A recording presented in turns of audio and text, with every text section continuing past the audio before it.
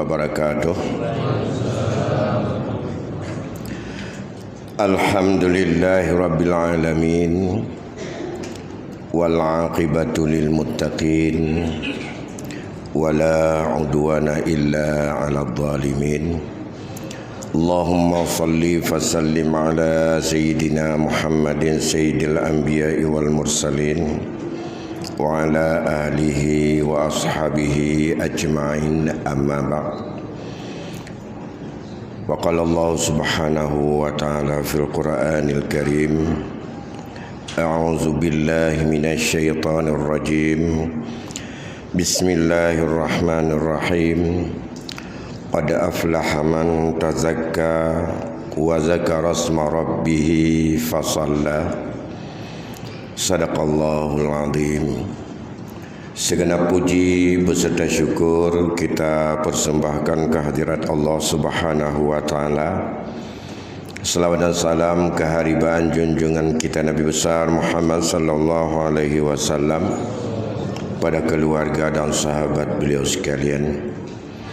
Masyarul muslimin jamaah Isya Tarawih yang kami hormati dan dimuliakan Allah Subhanahu wa taala.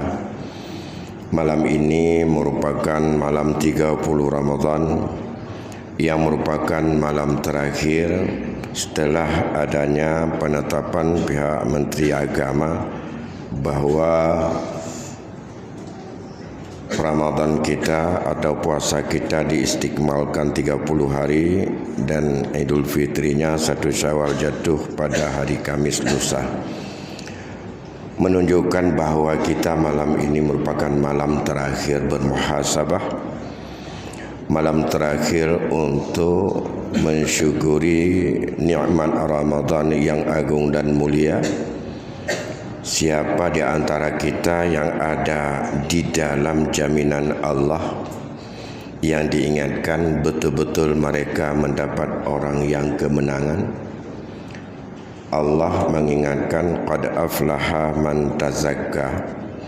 Sungguh betul-betul mendapat kemenangan orang-orang yang bisa untuk membersihkan hati dan jiwanya selama ia menjalankan perintah Allah, melaksanakan ibadah puasa, melaksanakan segenap apa saja kebajikan, baik itu wajib atau sunat di dalam Ramadan, dan itu semuanya bisa untuk mendidik dan melatih jiwa kita untuk bisa kita menjadi orang yang suci dan bersih jiwa daripada unsur-unsur dan daripada penyakit-penyakit hati yang mengerongrong dan merusak amal kita. Mengingat bahawa penyakit hati dan nafsu yang paling besar adalah pada nafsu kepada harta, nafsu kepada memiliki kekayaan walaupun tak kaya dengan cara yang dimilikinya. Maka di penghujung daripada bulan ini, besok 29 hari ini dan besok 30 Ramadan bertemu dengan awal Syawal, diwajibkan kepada kita mengeluarkan zakat fitrah.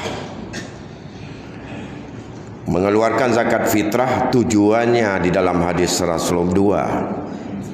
Yang pertama, tuhratan lis-shaimin, sebagai untuk membersihkan dan mensucikan bagi kita orang yang berpuasa. Siapa orang yang berpuasa itu? Ya, orang yang kena beban dan taklif mengeluarkan zakat fitrah itu.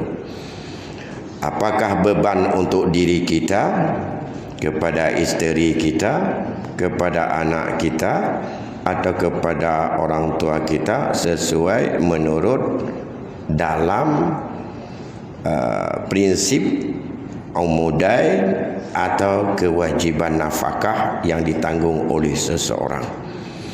Ya, karena mengapa? Mencari makan dan kewajiban mencari nafkah ada puncaknya pada juga kepala keluarga.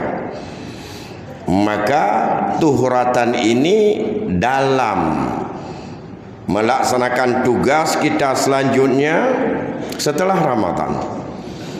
Andai kata punya kemampuan yang kita miliki untuk satu hari satu malam untuk kita makan dan untuk kita berikan kepada orang yang wajib nafkah, begitu juga pakaian dan tempat tinggal, masih ada kewajiban sosial untuk kita perhatikan kepada orang yang ada di samping kita.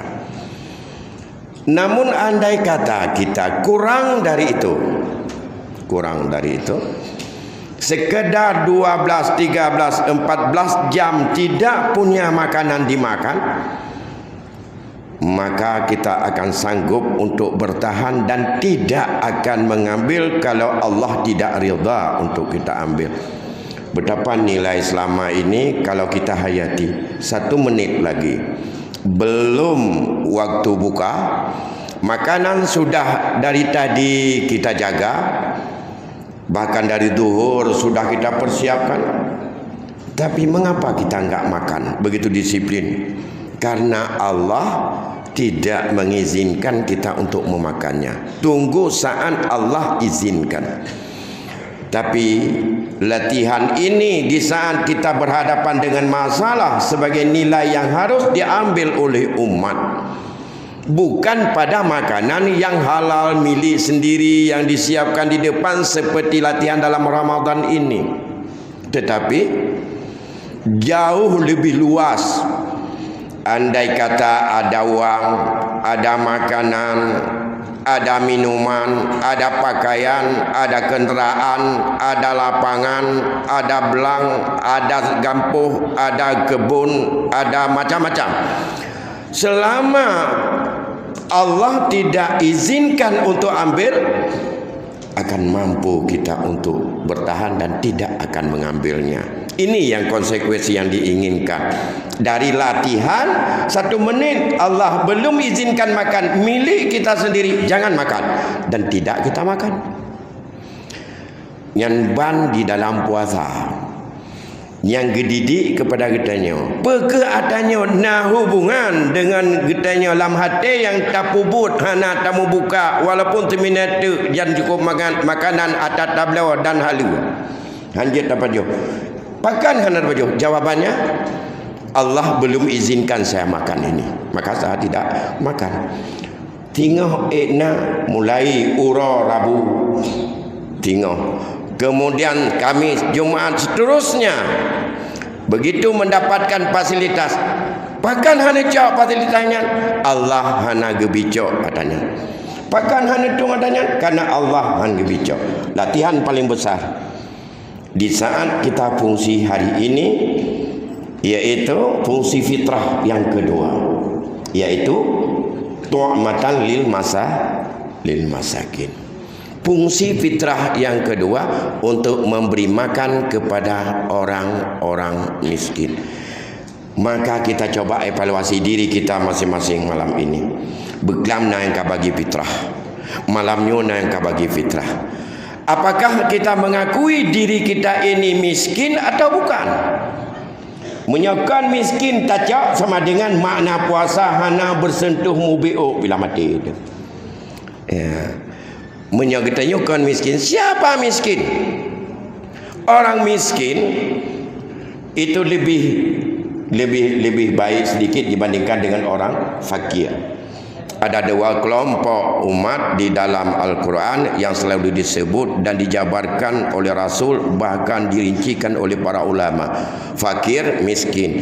Ini 2 kelompok yang sangat strategis, tapi mudah terjadinya untuk penyimpangan, terutama apabila tidak mendapat kejujuran dari kita masing-masing. Tu'matan lil masakin, nyo makanan fitrahnya gejo le orang puasa untuk putra orang gasin.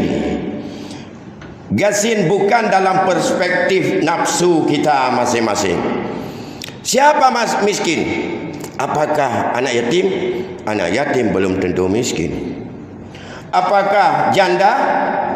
Janda juga belum tentu miskin. Karena miskin kon bahan ala kawah. Tapi miskin bahan nasib makan.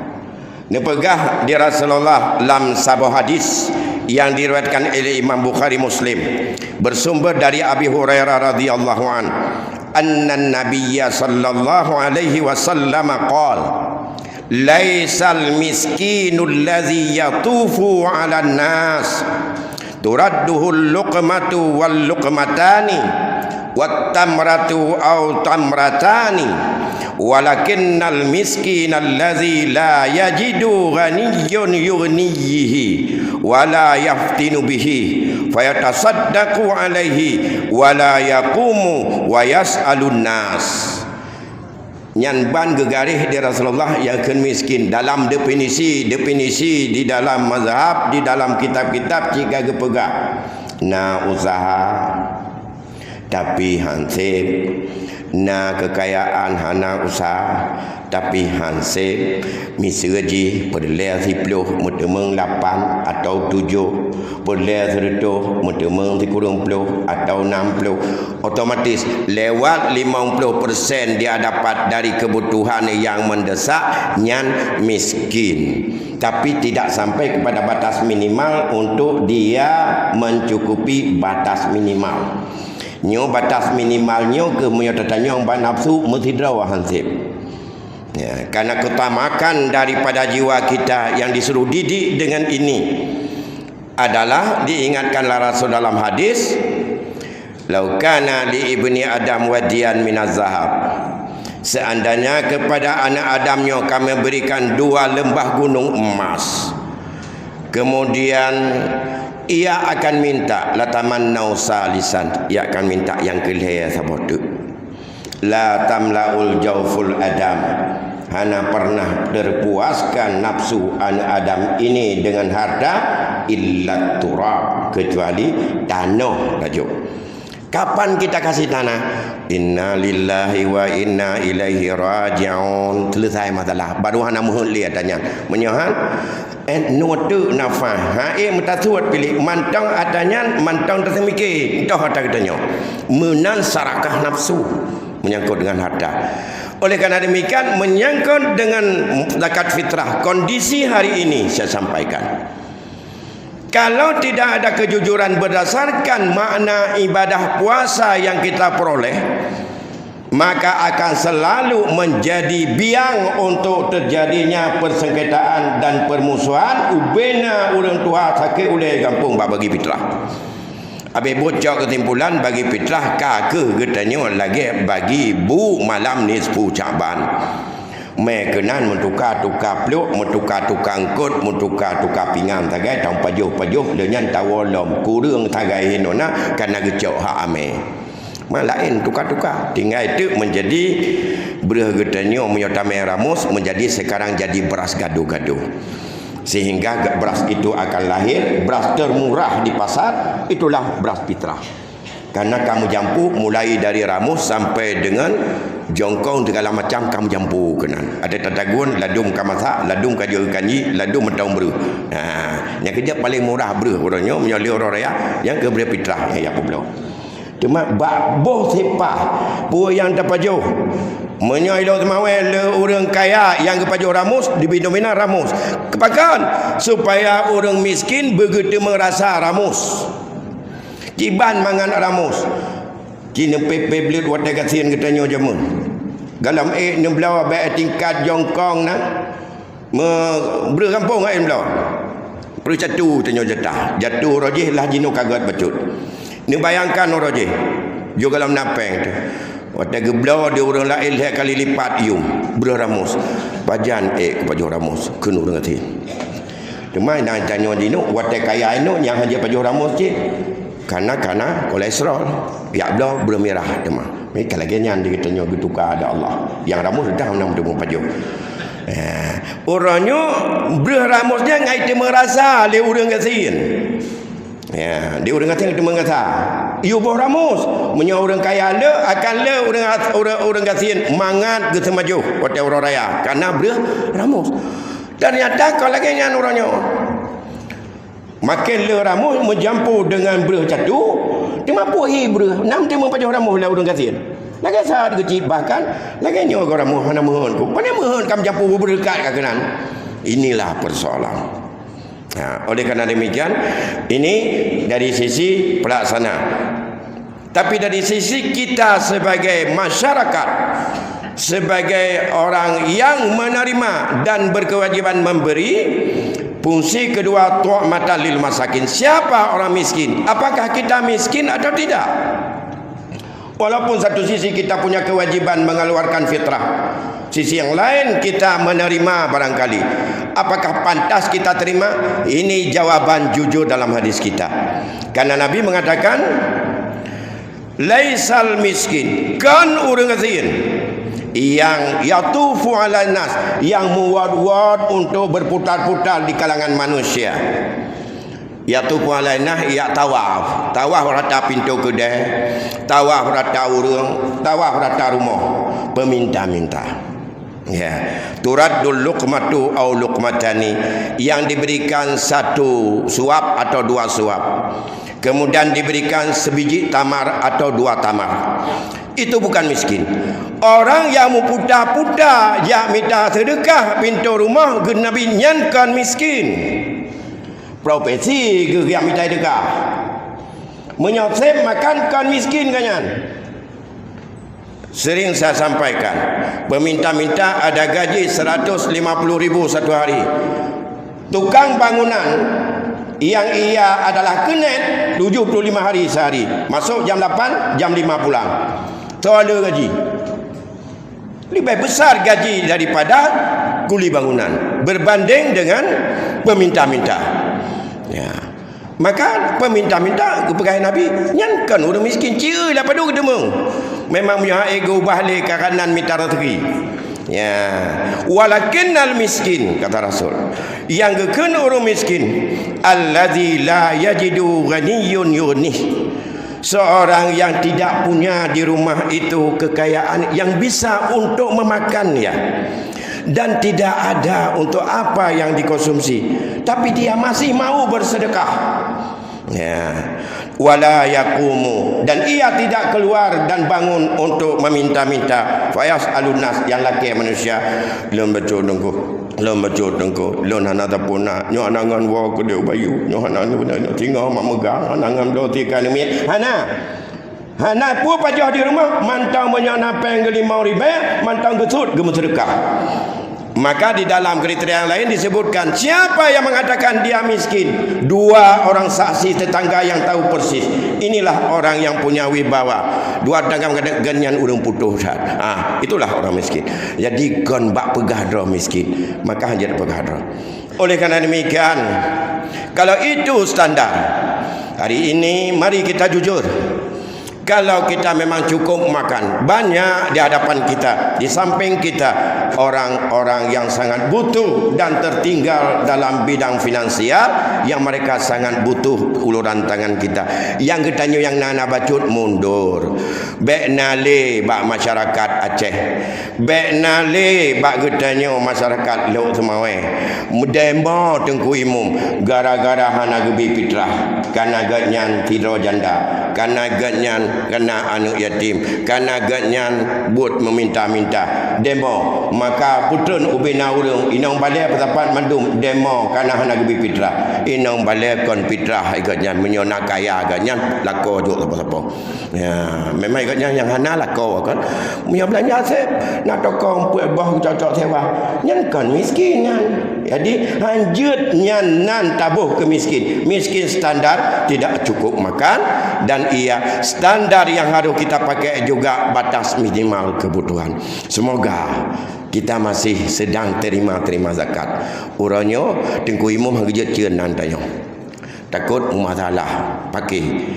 Tapi gedanya butayu jut cieun nandraw. Bangga entat fitrah maah nak imum. Ulun tuan sampai loncok le. Ulun tuan hana le miskin. Ulun kalewat dari miskin. Nyan hak urang miskin nujuk kepada urang-urang yang lebih daripada membutuhkan. Itu kejujuran iman, tanda kita dalam puasa ini betul-betul ada kondek antara fisik yang kita lakukan dengan perasaan dan nurani kita sebagai gemetaran iman. Demikian barangkali yang dapat kami sampaikan. Selamat menjalankan ibadah puasa satu hari lagi. Jangan lupa niat di malam hari. Dan insya-Allah malam besok baru kita betul-betul bertakbir kepada Allah atas kemenangan tersebut. Lebih kurang saya mohon maaf. Wassalamualaikum warahmatullahi wabarakatuh.